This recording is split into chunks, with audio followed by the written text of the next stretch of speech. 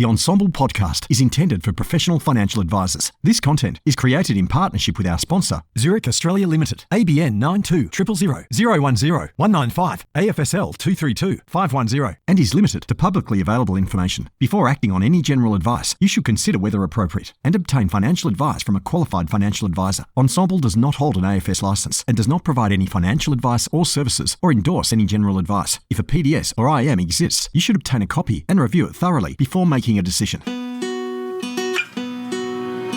Hi, I'm Andrew Rocks from Ensemble, and I'm thrilled to be bringing to you the podcast Engine Room that's devoted entirely to the practices or the business of financial advice.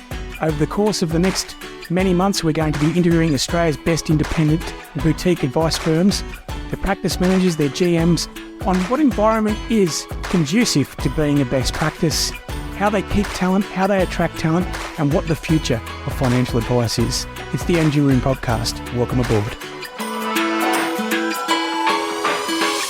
Zurich is proud to be supporting this episode.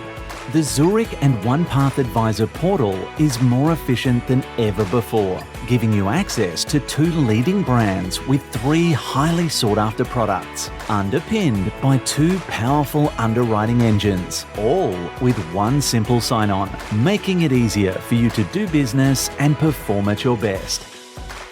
I am Andrew Rocks, and welcome to the Engine Room podcast. It's a podcast where we lift the lid on practices to find out how they tick, why they're here today and being successful, and more importantly, why they will stand the test of time over years.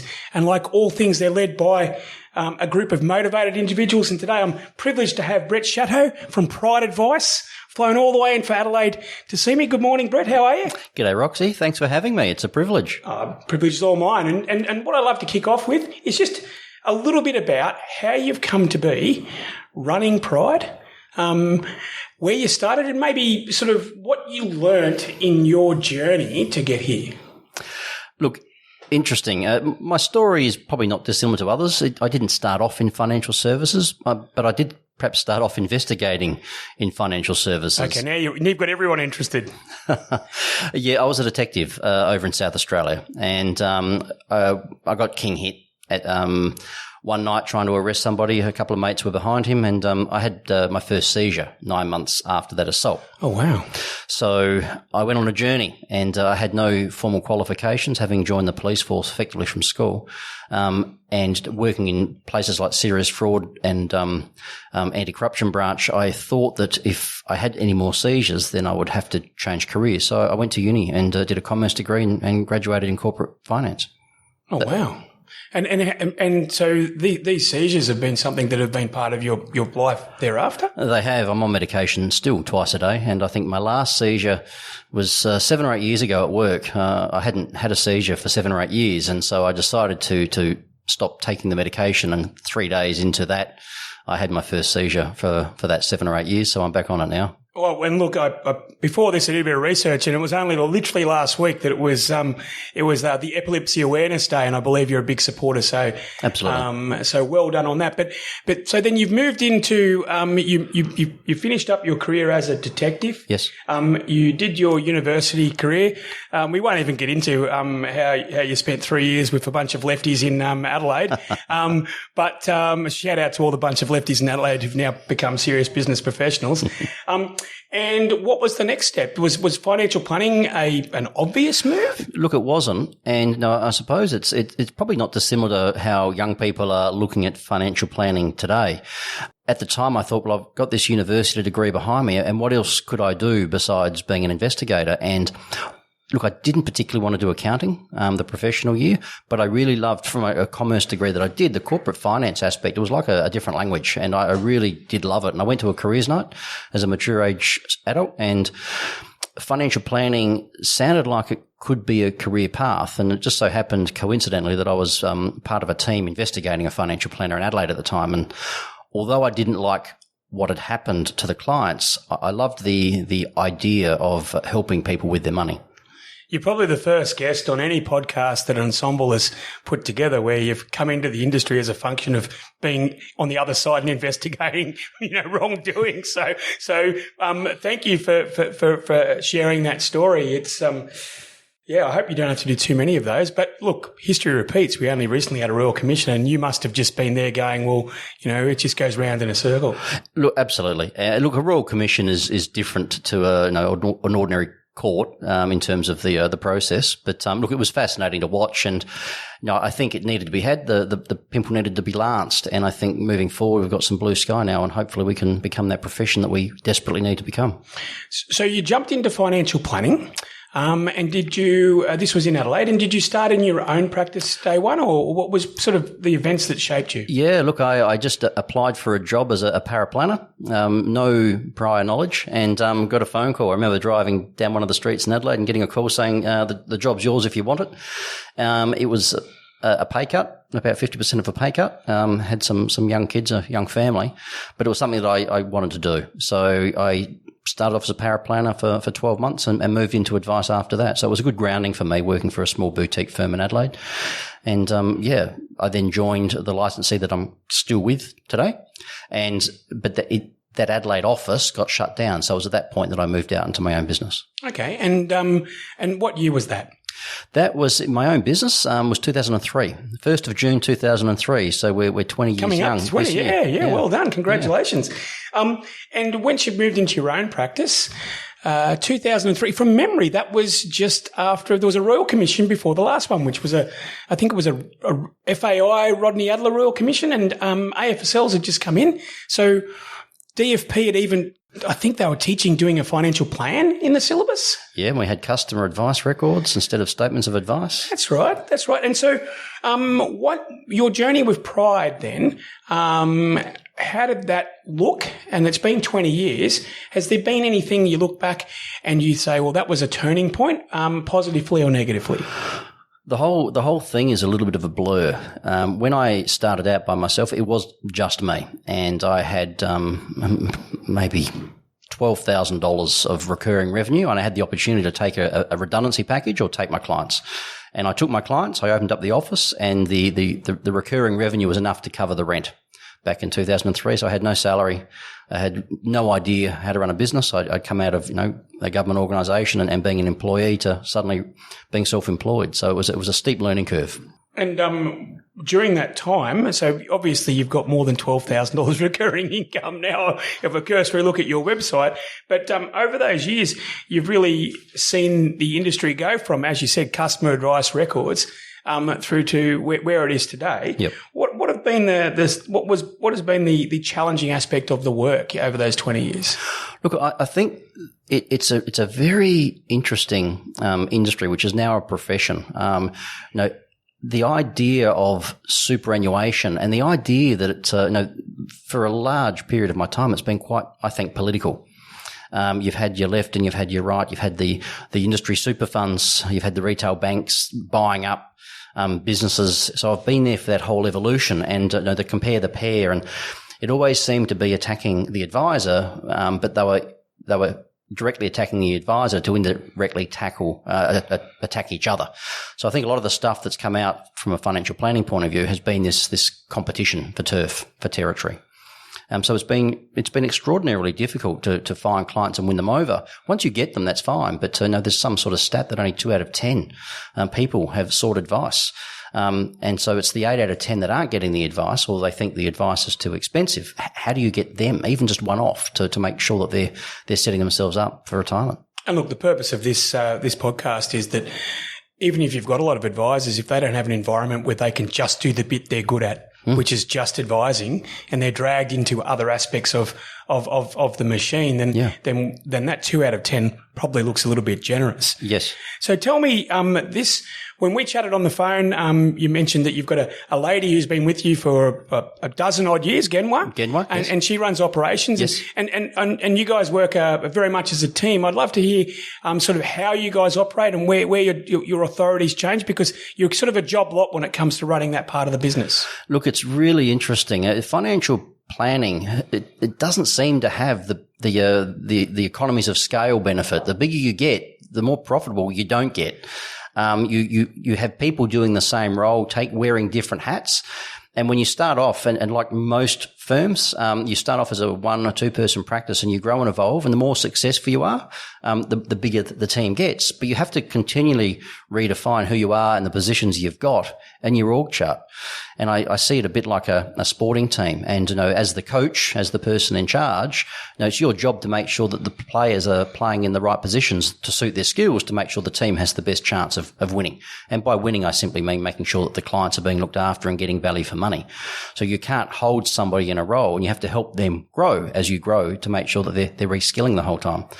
And Gemma's been with me for 13 years. So it was only just last month I had a look at the long service leave provision at Pride, and it's a scary number, but I suppose the alternative wouldn't be any good either. So I'm glad that we've got these people that are hanging around for a long time. Well, it's a trade-off between attrition and long service leave, and I'd probably take the latter every day. Absolutely. And the corporate memory that these guys have, and the thing is they run the business on your behalf, and they become shareholders and do things like that. But no, they're just as passionate. And when you've got a great group of individuals playing together as a team, that's when you make magic happen. You mentioned 2 things then. You mentioned that these people run the business on your behalf. I'm sure that we're going to get into that in how your business operates, and also they become stakeholders in your business. Two key pillars. Yes. In a scalable business. Yes. And can I ask, for someone who started the business with $12,000 recurring earnings and would have had to fight tooth and nail for every dollar for the first 5 years, how hard have you found letting go and giving people like you more authority of head of operations or practice management? Look, I think there's a lot of good luck in running a business. And I set out with no intention of growing to any particular size. I just thought if I could have a business where I become self-employed and I have a great life and I can sell something at the end, that'd be great. So I think it has been a lot of good luck that I've employed the right people, and those people come along. And I think it has something to do with my personality, where I am trusting. Perhaps with the police background, I shouldn't be as trusting, but I'm a sucker. I'm easily won over, and these people deserve to have the trust at the start. And when they continue on that path and they become very, very reliable, then you can't do anything but let go. But it is harder the bigger you get. You've got to take some hats off and fit some other hats on a little bit more tightly. And if you don't, that's when the wheels fall off. So you need to do it out of necessity. That's right. And I think the word accountability is one that gets thrown around a lot, and I absolutely believe in. And accountability starts at the top. Yep. So knowing what to let go of, knowing when to delegate. Yep. And who to delegate. Correct. Yep. Correct. Now, on that let's have a chat about this business, Pride Advice, as it sits in 2023. Maybe give me a bit of a feel for the scale of it. Where is it geographically? The types of clients that you guys like dealing with. Yep. And sort of any other aspect of how the business is run. Yeah, look, so we've got an office, a large office in Adelaide, and we've got a smaller office here in Sydney. And so we have one advice team, and they report to the head of advice, and that's across both regions. We have a head of operations. We have a head of paraplanning. So let's go through some names. We've got, again, one's your head of operations. Yep. Who's your head of advice? That happens to be me at the moment. Right. But I've got to wear that as a separate hat. Yep. And paraplanning? Yep, that's Vicky. Okay, shout out Vicky. It's where he first started, as he mentioned, but he only lasted 12 months. And we've got Dave as well, who's our risk specialist across both states. He's in Sydney at the moment. Great. Yeah. And what's the scale of the business? Look, we turn over circa 5 million a year at the moment, so we want to get that to 25 mil over the next 5 years. Wow, I'm writing a note here, and that's going to be talking Vision of the Futures section is going to be quite big. And how many client-facing advisors are you currently? There are seven across the 2 states, and we have a support team of 12 in Adelaide and another 4 in Sydney. Okay. And roughly do you break those sort of the delivery of advice into pods or teams? Does an advisor have a responsibility over a certain number of family units? Yeah, look, this is probably the biggest debated question, that we try and answer when I get amongst my peers too. How many clients is the ideal amount? And I've seen it vary from from 60 clients to 300 clients. And so it depends on how you've set your back office up and what you expect your advisors to do. So, we have advisors aligned to clients. The client service officers are pooled. They're not aligned specifically to an advisor. We did have that. We moved away from that. We may go back to that. It just depends on what's happening at the time. So at the moment, we've got a pool of support officers that support the collective advisors, but those advisors have a client base that they look after each. And interesting, because some practices have pooled, some practices have aligned, and some have indeed done exactly what you've done. What motivated you to move from an aligned to a pooled one? Look, it was because if you have either an advisor or support staff move on, it just seemed to be a little bit more tricky to try and replace that relationship. Clunky. It was clunky, yeah. and it's not to say we won't go back to that, but I suppose as things change, we will change as well. But that just seems to be the sweet spot for us at this point in time of our evolution. And look, the one of the other purposes of this podcast is to get the best quality talent, to get the best practices in Australia, and it is a super tight talent market. It definitely is. Like yourself, I started 20 odd or 30 odd years ago, and you don't look it. Thank you. It was easy. I think at sort of 25% youth unemployment and 11% unemployment across the board. You just had to wave a wage check in front of someone and they'd do what you say. But times have definitely changed, and I can't see it, making much of a regression in the future. No. In relation to your sort of governance, what's the AFSL that you're operating under? Look, we're part of RI Advice, and have been for that entire 20 years. I think having a licensee, you can argue that it's a necessary evil, but if that's all you see it as, then it's probably not the right licensee for you. It should be a real partnership. Then it shouldn't just simply be a cost in your expense line. There should be some benefit for that cost as well. And it's not just the opportunity to operate as a financial planner, but you should get some real benefit and guidance from your licensee as well, which we do, I believe. And clearly you've lent right into all of those resources. And you mentioned that a necessary evil, but the ones that do it well give a lot more than the basics. And that's testament. And as I looked at your website earlier, you've won RI Practice of the Year for 5 years, and then you picked me up saying 6. And I'm like, well, you haven't won Web Designer for the last year because they haven't put it on yet. We're redoing our web at the moment. Congratulations, by the way. It's they're a really quality group of businesses. And why do you think you've been able to continue to hold that status? Look, I pondered this several years ago when I was just trying to brainstorm one day about where's the business going, and I don't think we do anything differently. We just do what we promise we're going to do. So there's nothing special in that, but if everybody is singing from the same hymn book and, my advisors have permission to do what's in the client's best interest, the support staff have permission. They don't need to ask for that permission. They've got it. And so when everybody's trying to swim in the same direction, it's going to work. And so I think that's the real key, to empower your people to do the right thing. And so that comes through in the compliance audits, the fact that everybody is holding their breath to see what the results are going to be. Everybody loves getting the compliments from clients, and when we're doing things like movie nights, which we haven't done for a couple of years, but people are really looking forward to seeing the clients that they're helping over the phone a lot. So it's a real family, it's a real pride. There you go, real pride, and you slipped it in there. It was seamless. Well played. What type of clients do you target, and are they different between your offices in Sydney and Adelaide? Look, I think there's a natural higher net wealth in Sydney, but notwithstanding, everybody has families, everybody has dreams and goals and kids they want to look after and their health, and they want to travel and do things. So I think goals are fairly similar. You don't need to make something that's relatively simple overly complex. So look, by and large, they are similar clients, other than perhaps the size of money they might have to invest or the amount of money that they've got tied up in their own home. We look after people that, the 30-year-old looking for some insurances, with very little in super, right through to the retirees or pre-retirees that are coming to see us, and whether they are self-funded, whether they need some part Centrelink, whether they need a self-managed super fund. They're the types of people that we look after. We've decided that we're going to stick to financial planning.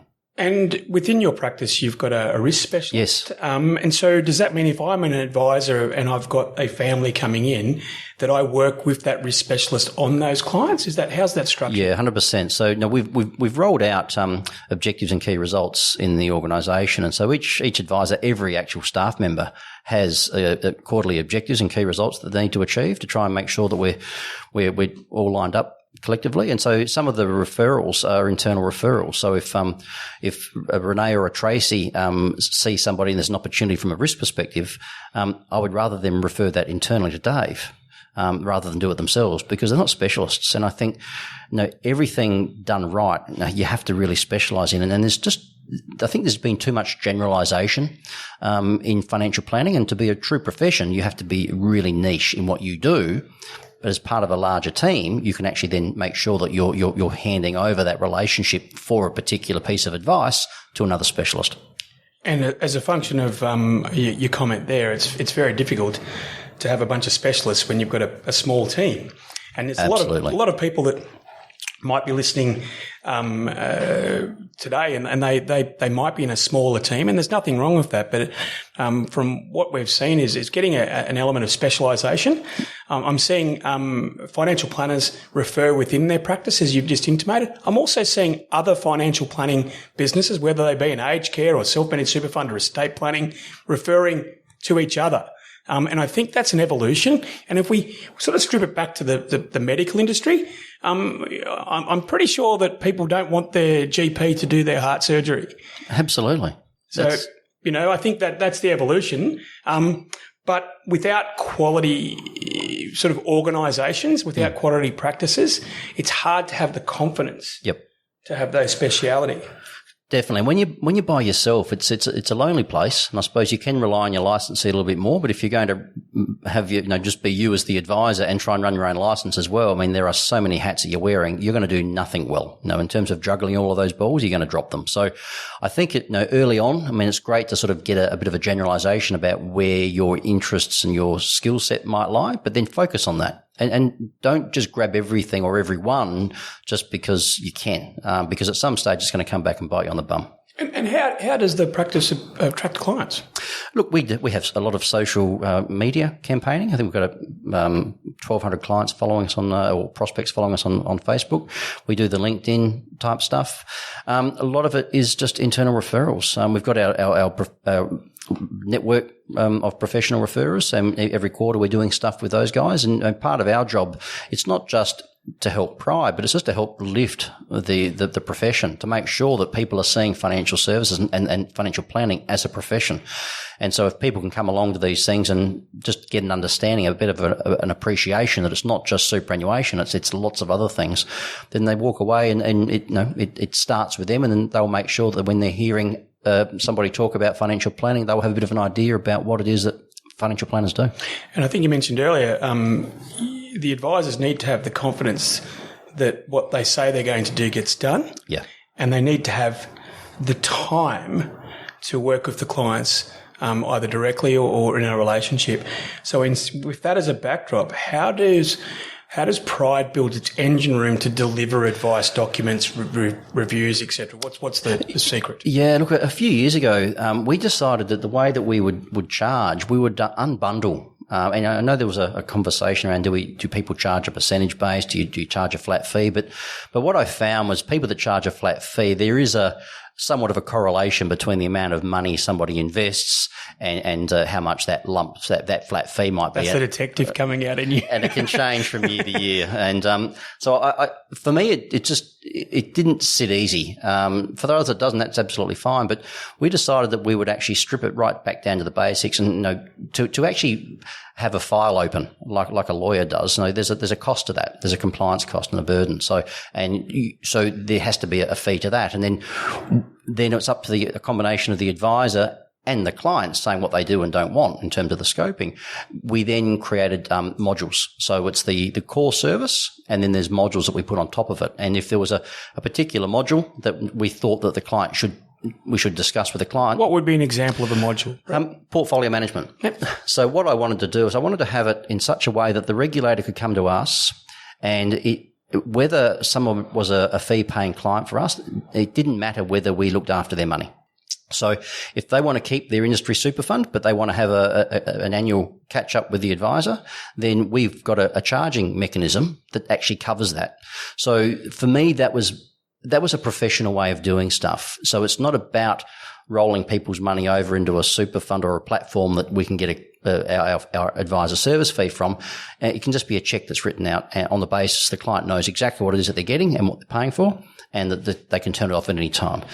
If they want portfolio management, then we can do that. But it's going to be given back to the client to say, would you like us to look after your money or not? And here's the reasons why we think it is in your best interests, whether there's family aggregation, fee savings, things like that, professionally managed, or whether the client wants to stick with their employer fund. Absolutely fine with us. And having a modularised service offering, which is also accompanied by a cost, allows you to be quite granular in the costing of the delivery of the advice. Yeah. What steps have you taken, and has your team taken with Genoa heading it up to ensure that you can make the advice as palatable as possible and I suppose delivered at a price point that not only rewards the stakeholders in your team, but also the clients? So look, people that want to have an ongoing relationship with an advisor, they're going to have goals. Now, if that goal is a goal around a portfolio management, well, then that's a specific goal. But one of the other modules is strategic goals. So, what else is it that you're wanting to achieve with your financial life? Is it being able to afford to travel every year and things like that? So, by everybody understanding the modules that an individual client is on, it gives us the opportunity to make sure that we're touching those right points, that we from a back office point of view in our CRM X plan, that we can make sure that we can see that we're delivering on those specific modules that the client is paying for, so we can be proactive around those things. And it's also a good conversation because at the annual review, if it's not a twice a year, if it's an annual review, then you can talk to the client about what you delivered in terms of a specific module for that prior 12 months, and then that client has the opportunity to turn it on or off. And I find, for example, Centrelink, somebody turns pension age, or they're about to, you call them in. We do offer a Centrelink service, and so if they would like to pay for us to do that, to concierge it and be the conduit between them and Centrelink, we will do that, but it comes at an extra fee. If they want to do it themselves, they save that money. I don't think you can be much more fair and transparent than that. And is there so you mentioned a piece of technology that you use Xplan, but is there any other pieces of technology in your tech stack that allow you to facilitate this ambitious and obviously delivered aspect of a modular service offering, right down to just the pricing and the collecting of the money? Look, most of it's through Compay, through Xplan, through our licensee. So, when you're charging out, you've got to invoice and it's got to get paid to the licensee. So, from that point of view, there's nothing that we don't deliver that gets paid directly to us. There used to be, but not anymore. And with your actual advice process and the clients, you said you're pure play financial planning. Yep. When the goals and whatnot get to a stage where they might need some other professionals, have you got a bunch of partners in the individual states, or how do you manage those relationships? Absolutely. Look, we've had 4 or 5 iterations now of our annual review. We have an agenda, and that agenda has been built layer upon layer, year upon year of learnings. And so now we've got this document now that we use as part of the annual review process. And so anything that's identified that we don't do, we will capture that as part of the review, and then we will make referral recommendations to these people and talk to them about the importance of getting this stuff done. And then that'll become part of our follow-up email after the appointment, just to remind them to contact these people and for the reasons that we've discussed during the review. And a lot of this sort of operational stuff's done by the client service team, is that right? It is. So the advisor captures the stuff during the review process, and then we then put it into the machine and make sure that it gets delivered in a timely manner and is followed up through tasks. And you mentioned earlier that you take on a broad range of clients. Do you operate your own investments? You do MDA, SMAs, or how do you deliver that side of it? Yeah, look, we've got an SMA. We don't have any margin or any clip put in that SMA. So if people want us to run their money, we're happy to run anything on one of our platforms that are provided to us by the licensee, or via the SMA. And that SMA comes with a certain pricing discount. So if the client doesn't want to be part of that anymore, then they've got to move out of that SMA. But we have the investment committee that sits down weekly and makes calls. And we send monthly updates, video updates to all of our clients that are in that to talk about what's happening in the markets and some explanation about what we think the future might look like for them as well. And which platforms do you run through? Hub24. We use a lot of Hub24. There's probably not a platform that we don't use. It depends on horses for courses. There is no default platform that we will use. It really is built from the bottom up. And so whatever the client's looking for, if it's an individual versus a couple, whether there's a combination of super and pension, whether there's kids involved, whether you can take advantage of family aggregation, all of those things come into play. And we spoke about earlier about COVID and how running a business in two states sort of really opened your eyes up to the fact that if someone's on a screen, they're on a screen. Yeah. What learnings have you taken out of that experience that you've put into place? Look, I think COVID was fascinating for a lot of employer and employees. Pre-COVID, I don't think I was the sort of CEO that didn't trust my staff, but it was through necessity that people had to work from home. And my team is just amazing, as I'm sure everybody thinks that their teams are, and they really did knuckle down. They did the job, and it just showed us that we could actually not necessarily be in the same room at the same time and still get the job done. I think from a cultural point of view, it can be a little bit difficult, particularly when you're onboarding new staff. But when you've got that existing team and bond, the fact that you can have that flexibility, what it taught me was that whereas previously offshoring may not have been an option, with the price pressures of providing advice in Australia and those 8 out of 10 that wouldn't seek advice purely because of the price, it did force us to look at offshoring. And whether somebody wants to work from home 2 suburbs away from the office, or whether they want to work overseas, and you can reduce your cost to serve to the client, it was something that we needed to actually consider and that we embraced. And later on, I might talk about how you've integrated those people into a team. Yep. Because getting people to do discretionary effort is not just associated with the people in front of you. Yeah. In relation to your business, do you have a board, and do you have a board? And if so, sort of what's the ownership structure of your firm? Look, in 2015, I was only a young man. I was still a young man, but there was an opportunity. I'm supposed to do that bit. You've got to leave a gap. Sorry. There was a niche that I just couldn't scratch, and I think it was evolving from that sole proprietor into a team, but it was where to from here. It wasn't that I had a particular vision or goal, but I decided at that point, I spoke with Paul Barrett. I knew Paul from his days at ANZ, and he was starting up something called AZNGA. And so that really interested me, not as a succession, although I suppose by default that it did provide me with one, but it gave me the opportunity to really start to formalise my thinking and my growth trajectory.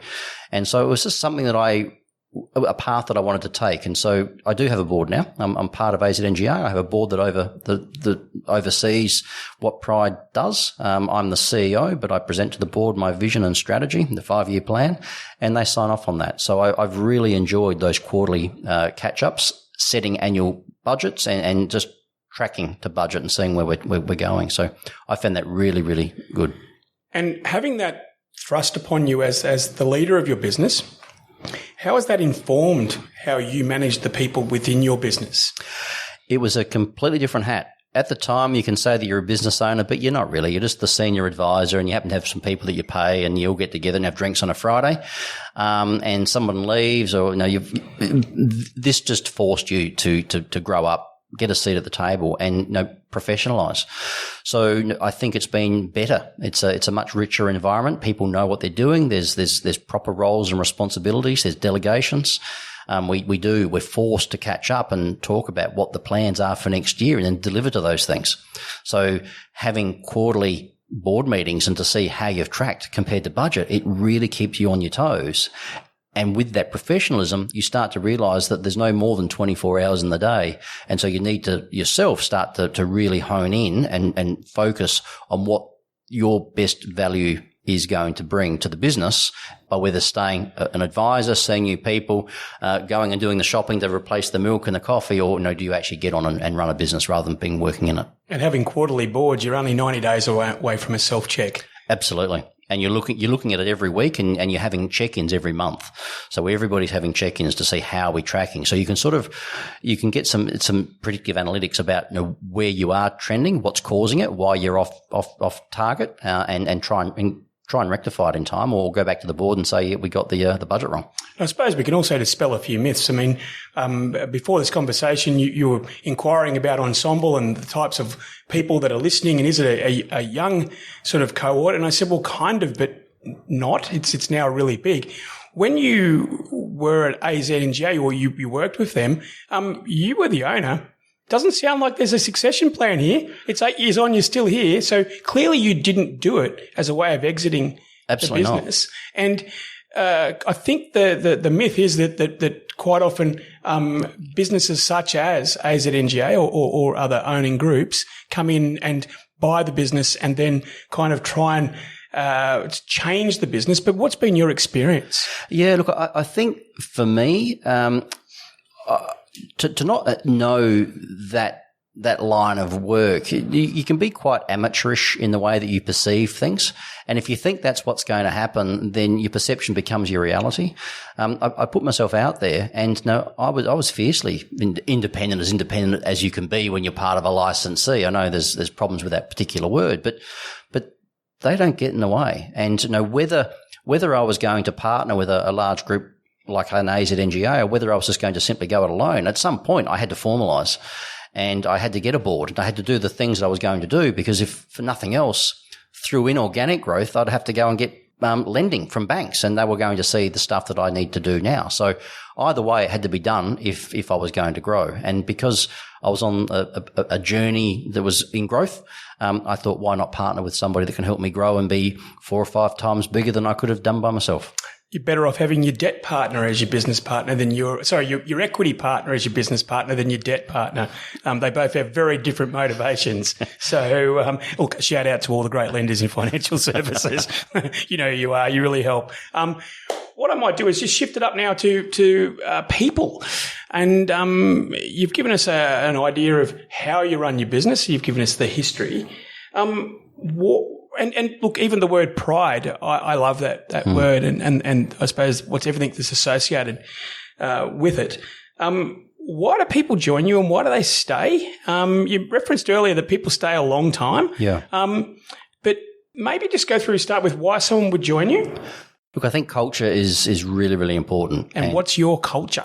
Look, it's being very professional and having a lot of fun. Things are definitely taken seriously when it comes to clients, but from a hierarchy point of view, I think it's pretty flat line. We're all approachable. I can make teas and coffees for clients as they come in. There's a lot of autonomy, but coming together. But I think it's more the fact that everybody's empowered to make decisions, and so. And when you say everyone's empowered, do you have sort of people have obviously got their job description? Do you have like delegate authority where they're able to make decisions without cascading to yourself, or how do you run the levers, especially because you're in 2 states? Yeah, look, absolutely.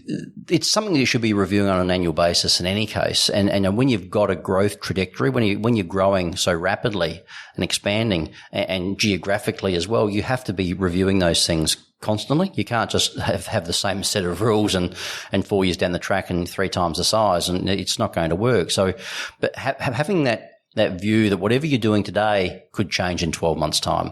When you sit down as a team, you're not a dictatorship. You're not telling people how to do stuff. You're actually inviting them. There's a seat at the table. We're all knights of the round table. What did we do well this year? What didn't we do well? What do we need to plan for? how do we need to change the way that we do things? And having everybody that is passionate and an expert in their own job roles, they see things that you don't normally see. Now, if you think of your business as a house, if you're the CEO and you're walking through the front door and you think, oh, this looks all good. But, if people are operating in different rooms, they get a different perspective of what's in the house and what's missing. And so I think it's a really valuable thing to bring your team along a journey to help them shape what you do, how you do it, and why you do it. Look, I understand bringing a team along for the journey is awesome, but is Pride a place where your team can get a share of the action? Absolutely. Tell me more about that. So look, in terms of the AZNGA structure, we've been waiting on an employee share plan to come to fruition, which it now has. We've had two of the staff join us from an equity participation point of view, and I think what I haven't quite nailed down is how long should they stay before they get given the opportunity, and not everybody will. I had a young lady, Katie, with me when I first started up. And she never wanted to be a shareholder. She didn't want to be a business owner. She just loved being an advisor. And unfortunately, she passed away at 34 of breast cancer. But that was her lot. And she said, Brett, I'm just happy working with you, not for you, with you. And it was a great relationship. So there are going to be people that do and seek equity, and if it's for the right reasons, then absolutely. The problem you've got is if you allow people to buy in, they're the wrong fit for the business culturally, because unwinding that can be quite difficult. So, it's slow and steady, but there is no keeping all the cards close to your chest. You want to bring people along the journey. And historically, whenever equity is spoken about or ownership, typically it's always been the advisors are in line for equity. It's been a real sort of carrot to retain and attract advisors. But is rewarding other people in other roles in your organisation something you've either done or is on the horizon? It absolutely is. And that's the thing about a financial planning business. The financial planners, they're obviously key to the relationships, but it's amazing how much the clients engage and interact with your support staff. And they are the real keys to a financial planning business for me. If you are the sole proprietor and it's just you and a receptionist, I get all of that. But when you start growing, you need to build those relationships, and it's one to many. So that one client has many relationships, and those relationships are quite key. And so when they've got that ownership, that pride and that ownership in the business, they're more inclined to make sure that they're doing the right thing. But they've got to show it first. Now you've got to behave like a business owner before you become one. You mentioned earlier about COVID. You mentioned, and we've discussed that you've got multiple sites. Is there any piece of technology that you use, whether it be an MS Teams or something like that, where people can talk together electronically?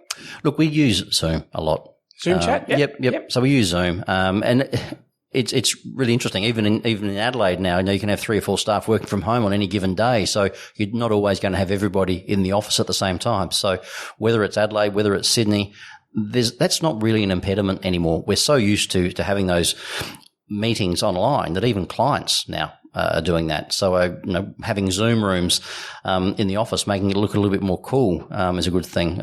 Zoom room roll off the tongue. It's a pity that Skype didn't somehow figure out to name themselves differently. Yeah. I think I did use Skype a little while ago, but I think everybody's a Zoom expert nowadays. They're a bit like stonewashed denim. They're a bit of a relic, but God love their shareholders of Skype. How do you, with your team, and you mentioned you've got the dual role of head of advice, what's the meeting rhythms? So if I'm working in your business, what do I expect? Do I get weekly meetings? Do I get quarterly meetings? You mentioned that you at the top have structure as a function of the board. Yep. But how do you then create a sustainable ongoing rhythm in the business? So on Monday morning, have management meetings. So the heads of and myself will get together and we'll talk about the week that was and the week that is coming. What needs to be done, whether there's people that are going to be sick or away, whether things have popped up, whether we've had any particular emergencies that have cropped up. And on a Friday, the advisors will get together with the heads of and talk about the workflow, what's happened, how many new people we're seeing, how many plans are being implemented, how many are in the pipeline, any feedback for any of the team members, so the heads of can take that away, those learnings or accolades, just to pat people on the back or say, look, we think we can improve this particular process. So it's a fairly inflexible structure. So whether it happens on a Friday at 1:30 or whether we roll it across to the next week because we had a catch up prior, what I do like is I like to be able to say to a client that the advisors will get together and they'll talk about your situation. And I've got a son that's got a thing called primary sclerosing cholangitis. And a client said to me once, it's a liver disease, and he hasn't needed the liver transplant yet, but he's got a liver specialist. And a few years ago, he was unwell and had to get taken to hospital, ICU, and his specialist was overseas at a liver conference. And the client said to me, oh, God, that would be frustrating as a parent to have your specialist not there. And I said, no, not at all. The world's not going to come to Adelaide. I would rather my son's specialist fly to Canada, be there with the leading liver specialists around the world and bring that expertise back to Adelaide. And so, having the advisors get together to talk about a client's situation, and it's not just a story. You've got all of these minds talking about different ideas or different strategies that you take into account. And so, there's a real benefit there. There's a real pride, the team, that you're going to have a collection of people working on your situation. And look, I imagine having the modular structure means that people know what they have to do, but they also know the bit that they don't have to do, which is quite powerful, I imagine. Yep. And so that's where we do have a shared Excel spreadsheet where we put the referrals into that, but we also then will talk about it on that Friday meeting about anyone that has referrals for another in-house advisor or even external. We've had some external referrals come into us for aged care. That we've got Renee, who specialises in that in Adelaide, and Kay in Sydney. But we've got other advisors that are referring into us, which is fantastic. From other practices. Yeah. I do see a proliferation of that. There's and that just goes to the point of putting the client at the centre. Absolutely. It doesn't necessarily mean the centre of just your practice. No. It's the centre of I suppose, meaningful advice. Yep.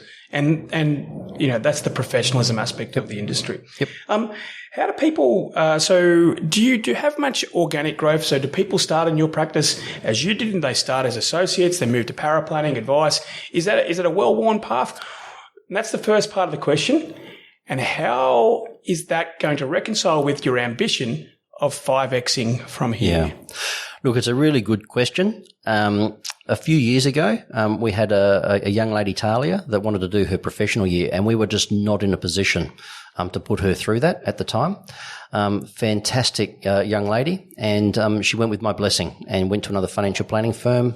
She's done her PY and she's off. We are in a position now where we would put people through a PY, and we've got some people that are doing their studies at the moment, not ready to do the PY yet, but as soon as they are, they will go through. So I think we've got an obligation to the profession to make sure that we're replacing the older advisors that just through natural attrition. Every organisation has it. I mean, the police department, I see a lot of coppers over in Adelaide, and the amount of police leaving versus the ones that are joining, it's quite dire.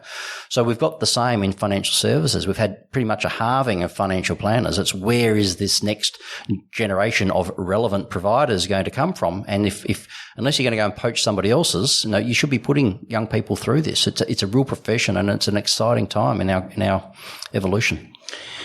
And I think let's hope that more than just other advisors are listening to this, and that's yet another example of the lunacy of where we've found ourselves as an industry with increased demand. Yep.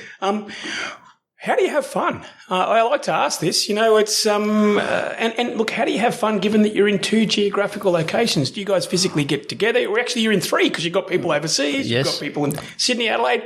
What does fun look like? Look, it's amazing how you can create fun in a lockdown with Zoom and some of the games, the Zoom games, bingos and things like that, or circulating questions and guessing whose answer belongs to the question and those sorts of things.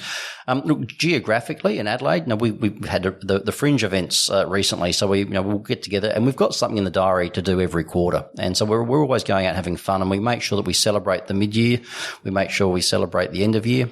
partners are included. And so we do go out and we do a lot of stuff together. We don't have anybody that stands in the corner and says, no, thanks, I don't want to come. Everybody wants to come along, because if they don't come, we talk about them.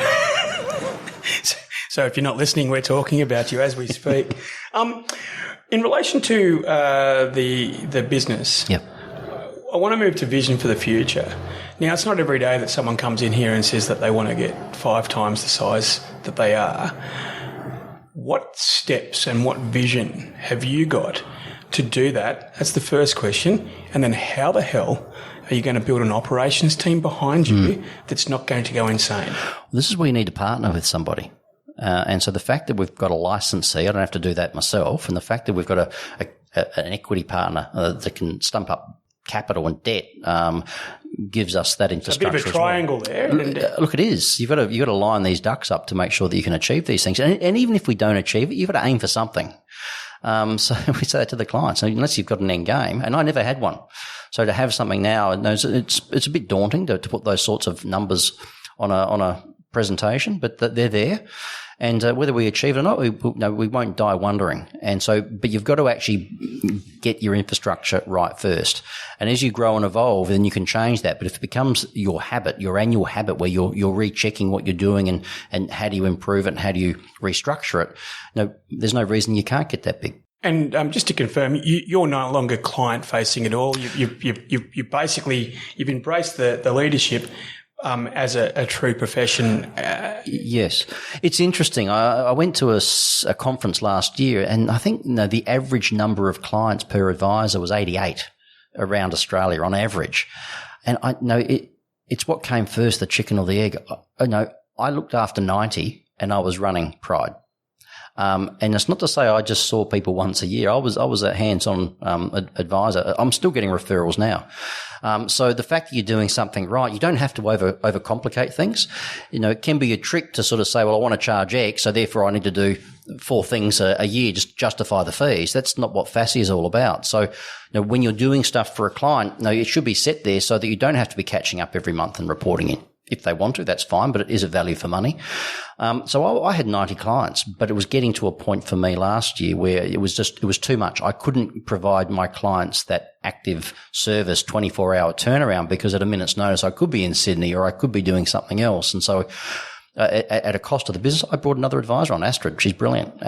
So I tried to find somebody that would align with my client base. I think if you're running a business well, I think you get a tribe of clients that are similar, because they get attracted to you as the advisor and your personality. So I was able to find somebody that was similar to me in the way that she presented. And so as a result, it makes it easier for clients to resonate with her, and which has allowed me to sort of step away to grow Pride. And leads me to my question around what do you see as the vision for the future of practice management, of running practices in financial services in Australia? This is the exciting thing about being in this profession. Financial services, the accountants have been around forever, lawyers have been around forever, mortgage brokers are doing their stuff, but financial planning is that newest profession. And whereas the planner was everything, I think in order to lift the number of clients that you're seeing from 88 to 200, you need to be able to rely on support staff to do their part.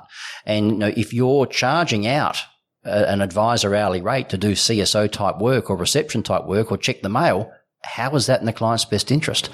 You need to grow to be able to do a proper cost to serve to bring that price down to make sure clients are getting value for money.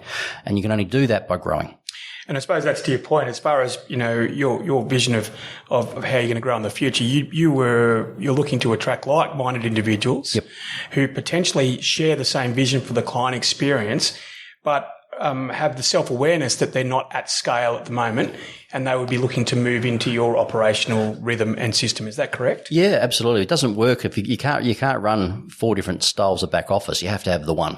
And now whether we would, very Henry Ford comment, whether we would merge into the way that they operate or whether they merge into the way we operate, that stuff needs to be flushed out before you do the deal. So now that stuff's a given. But I think for people that are just 1 or 2 person practices, I've suffered in my life. I've been beaten up. I've had epilepsy. I've had a son. I've lost a son. I've lost a business partner. These things happen. We do pro bono work for one of the local hospitals for cancer patients. how is it in your client's best interest if you're the only advisor in that business and something happens to you? Agreed.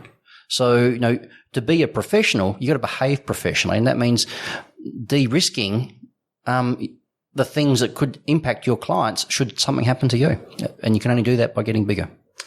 Well, that's a really heartfelt and real life raw example. And for anyone's listening who is going on this journey, that's got to be your purpose. A critical comment that you made there is that you owe it to your clients and your team that you need to be able to be replaceable as well. As vulnerable as it sounds, the best quality leaders work out early on how to become irrelevant and then start that march. Yeah, and it's interesting with financial services because you have to be licensed.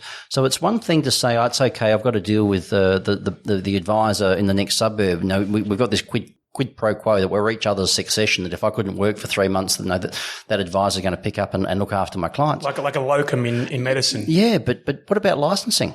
Now, if you're a different license, are you going to charge your client, or is that new advisor who's licensed differently going to charge an SOA fee? How is that in the client's best interest? So it's quite unique. So if you're going to do this stuff and stay single, that's fine, but find somebody inside your license that could pick up and take off where you've left off as well. But if you're not operating under a car model, how do you do that as well? So now you've got to think of the intricacies of how do you actually give this advice in an effective and efficient manner to your client that's cost effective. There'd be some licensees listening. And what I'd urge is that that's a really profound comment. If we're all, licensees are all competing to work with the best practices, but potentially having a solution for that comment around almost a locum within that licensee who was available might be, I've never heard of it, actually be a real point of difference. I don't know how you would do it, but maybe you could go to the regulator and have some sort of sandboxing where you're saying this is the risk we're trying to solve for clients. I can't see the regulator not wanting to try that out. But I think it's something, if we're going to stay with smaller practices around Australia, then we need to solve for those risks. And how is it that we as a profession do that? What a great comment. I mean, look, that's just opened a Pandora's box, and absolutely, it's really working for the client. And as you've said, going to the regulator and saying, here's the problem, we need your permission for a solution is probably the most logical thing that I've heard in a long time. Yeah, because we can't be dual licensed either. So the licensing regime itself sort of is an impediment to making sure we're looking after our clients on an ongoing basis. But in their defence, they're managing the risk, which is spiralling. So it's hard for them to be as flexible as what we want them to be as well. Yeah, and so I suppose hopefully we get to that point where a bit like the doctors and the lawyers and the accountants. There's an element of self-regulation in that, and we need to earn that trust. But we're in that period that where we're moving from point A to point B, and so what do we do in the meantime if we can identify these risks? How do we solve for them? And you mentioned then earning trust, and I suppose I'd like to end with the comment of thank you very much for your time. Part of increasing the professionalism of financial advice and actually the evolution of practice management is all about building a trusted environment for people to not just earn the trust of their colleagues, but also to earn the trust of our other stakeholder, which is the general public. Absolutely. And if we do that, then our legacy in 2023, in 10 years' time, will be entirely valuable for the next generation. Brett, I'd love to thank you for your time and your candour, and I look forward to chatting again. And for those of you guys, lots of information about Pride can be put on our attachments, and I look forward to catching you very soon. Cheers, Brett. Thanks, Roxy.